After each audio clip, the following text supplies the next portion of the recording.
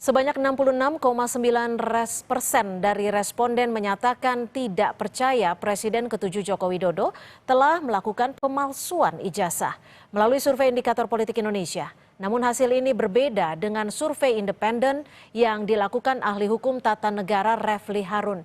Kita akan bahas bersama ahli hukum tata negara Refli Harun dan juga peneliti indikator politik Bung Kennedy Muslim. Selamat petang Bung Kennedy, Bung Refli, terima kasih sudah bergabung bersama kami di Kompas Petang.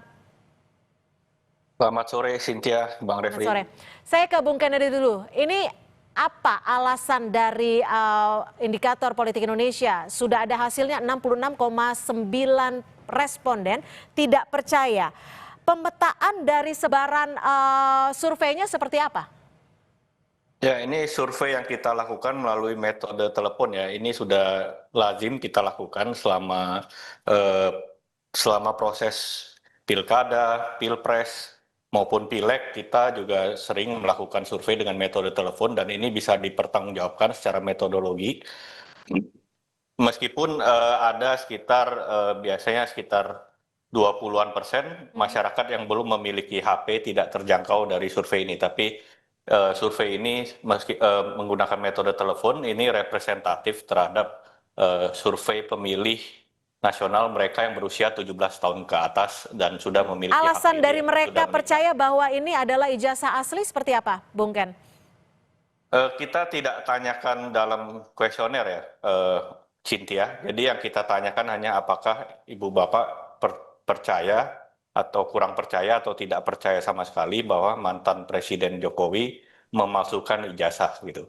Dan dari hasil yang ditemukan memang seperti yang tadi Cynthia sampaikan, ada sekitar 66,9% yang tidak percaya dan kurang percaya bahwa Presiden Jokowi memasukkan ijazah dan hanya sekitar 19,1% yang percaya Presiden Jokowi memasukkan ijazah.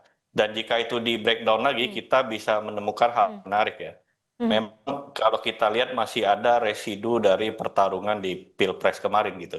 Karena dari basis pendukung paslon nomor 1, Anies dan Muhaimin, itu memang yang paling tinggi dari basis pendukungnya, sekitar 40% dari basis pendukung Anies Muhaimin yang percaya, sedangkan dari paslon nomor 2 dan 3 itu cuma sekitar 15 dan 20%. Gitu. Saya ke Bung Refli. Bung Refli, kabarnya Anda juga membuat survei independen melalui sosial media dan salah satunya YouTube dan juga media sosial lainnya.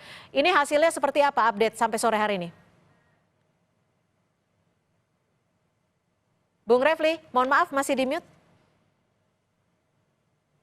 Ya, makasih ya, dengar suaranya ya. Ya, sudah cukup jelas, silakan. Ya, saya sehari setelah Barreskrim mengumumkan bahwa ijazah Jokowi itu tidak palsu atau asli, kemudian dengan teman yang memang jagoan di bidang big data, itu mengambil semua percakapan di media sosial mengenai isu ini dan kemudian kita bagi dua menjadi setuju dan tidak setuju.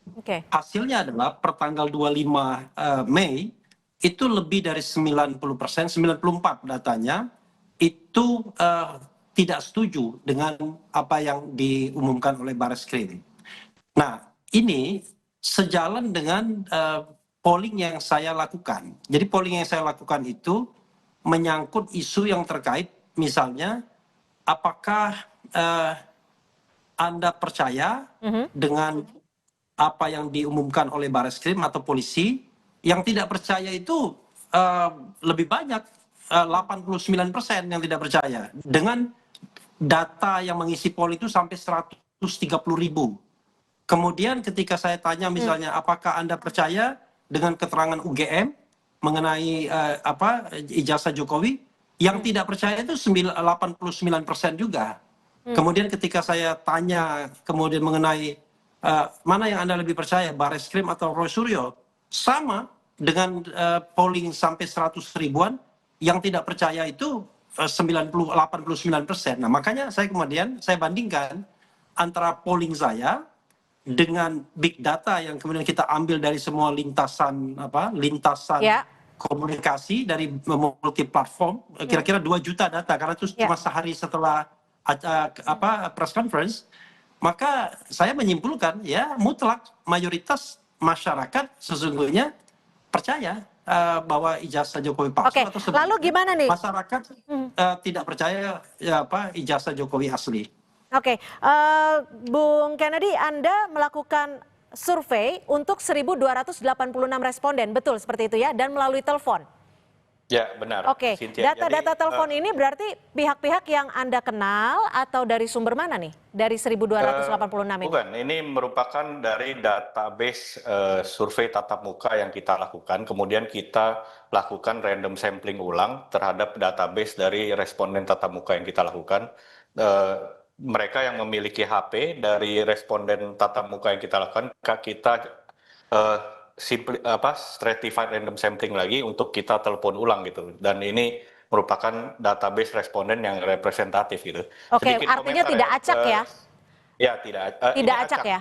Ya, acak tapi representatif dengan populasi survei pemilih nasional gitu.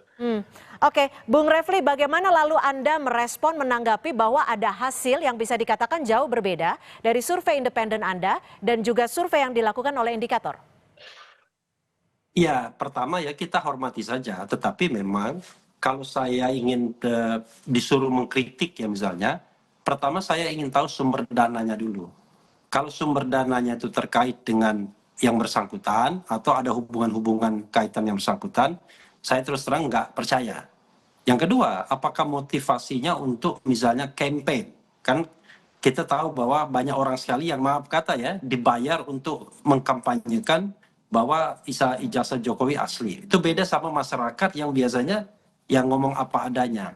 Yang berikutnya adalah kalau saya lihat random ya, saya kok agak sedikit mengkritik random samplingnya karena yang dijangkau kan sesungguhnya adalah orang-orang yang punya HP dan kemudian itu berasal dari database saja, database indikator. Makanya saya agak mengkritik randomnya. Saya kira patut dipertanyakan. Kedua, berikutnya adalah pon survei itu ya saya juga itu kan bias terhadap orang-orang yang bisa dicapai dengan telepon. Nah berikutnya dua terakhir adalah soal pertanyaan dan soal jawaban yang tersedia. Begini, kalau soal pertanyaan ya, pertanyaan yang disampaikan menurut saya too strong.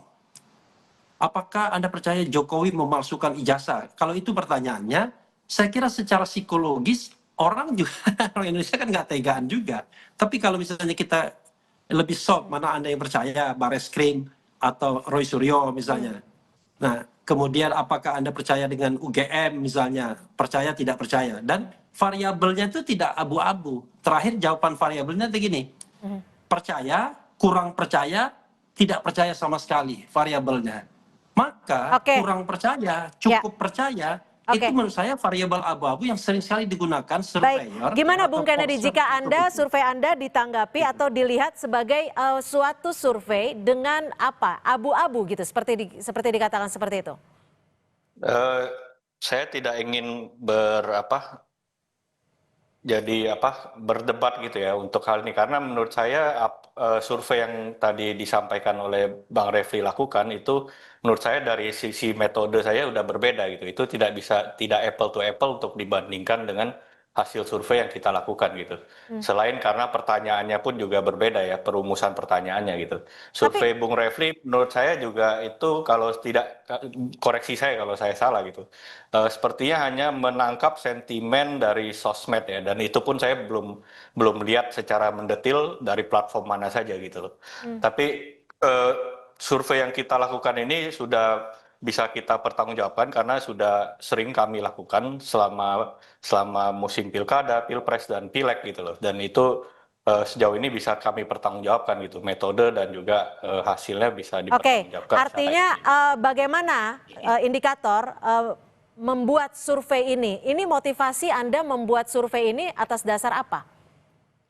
Ini sebenarnya pertanyaan tambahan yang kita lakukan karena rilis yang kita lakukan kemarin itu ingin mengecek persepsi terhadap kinerja penegakan hukum di Indonesia gitu. Tapi ada pertanyaan tambahan karena ada isu mutakhir terkait dengan pemalsuan ijazah Jokowi ini. Oleh karena itu ada pertanyaan tambahan ini. Oleh karena itu kita tidak bertanya banyak pertanyaan kan, karena ini hanya pertanyaan sisipan gitu loh. Jadi tidak ada motivasi lain selain menangkap sentimen publik terhadap isu yang termutakhir yang banyak dibincangkan oleh publik gitu loh. Dan memang di data kami temukan awareness terhadap isu dugaan ijazah palsu Jokowi ini memang sangat tinggi ya, 76% gitu yang sudah pernah mendengar soal isu ini gitu. Meskipun Oke. saya secara pribadi menganggap Ya. isu ini bukanlah isu yang produktif gitu loh. Oke, Bung Refli, dengan hasil survei ini, Iya. apakah Anda melihat akan mempengaruhi dari proses hukum yang saat ini sedang berjalan? Iya, sekarang ini menurut saya ya baik pihak Jokowi maupun pihak yang di luar Jokowi kan berusaha mempengaruhi publik saat ini. Yaitu agar kalau dari pihak Jokowi ya case close, bahwa tidak ada media atau forum untuk mempertanyakan soal keaslian ijazahnya. Tapi dari pihak lain berharap bahwa tetap ada. Nah, karena itu menurut saya ya harusnya ya ini bisa ditangkap oleh pengadilan. Karena pengadilan itulah tempat yang sah untuk membuktikan ini semua sepanjang itu dilakukan dengan prinsip-prinsip tata kelola pemerintahan yang baik, good governance, clean government. Dan kita tahu bahwa sedang berproses ada yang namanya gugatan perbuatan melawan hukum di Solo. Disitulah menurut saya harus dibuktikan apakah ijazah Jokowi itu asli atau tidak. Karena apa? Kalau forumnya perdata, menurut saya jauh lebih bermartabat karena tidak membuat orang menjadi dipesakitan terlebih dahulu, baik sebagai tersangka maupun terdakwa. Nah, ini yang menurut saya ditunggu masyarakat sebagai hak masyarakat, apakah memang ijazah itu asli atau tidak begitu. Bung Ganedi, singkat saja, saat melakukan survei, pola-pola seperti apa yang Anda bisa simpulkan dari responden Anda? Ya, kalau terkait dengan isu dugaan ijazah palsu Jokowi ini ya pola-polanya seperti yang tadi saya sampaikan di awal ya.